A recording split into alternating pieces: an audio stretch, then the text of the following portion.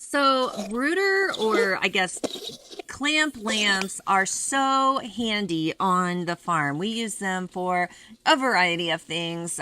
Here I have a red light, so I use this in the brooder for my chickens, and then later I transferred it out for the chicken coop. But I also use this guy for like warming the pigs. They just have kind of this open shelter, and when they're piglets, I always hang a light in there for them to stay warm.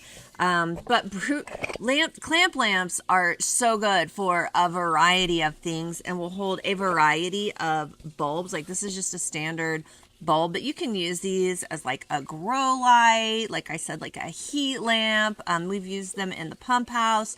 So the possibilities are literally endless with this thing. But let's take a look at the wood clamp with 10-inch reflector bulb guard that I've already lost. But this will handle a 300 watt bulb. It comes with a 6-foot cord, which is nice because you're going to need a nice long cord. But things that I love about this is, first of all, it's got this holder. So sometimes I'll put a carabiner on this depending on where I'm hanging it. And I'll just hang it from a carabiner hooked to this guy. But then it also has a clamp. Super handy, heavy duty clamp, so that I can position it whichever way I want. And then it has this I don't know what you would call this, but basically you can adjust it for what angle you want it to point at, and then tighten it down. It's got one of those wing nuts on it to tighten it down. Now, just taking a look at some of the questions on this page. Like somebody asks, is this safe to put inside a doghouse? We always treat clamp lamps like they are a fire hazard. So you need to be very careful about where you are situating them and take into consideration that the clamp is strong, but you also don't want, if an animal comes into contact with it, it could easily unclamp. So we always put our clamp lamps up high where the animals can't interact with them.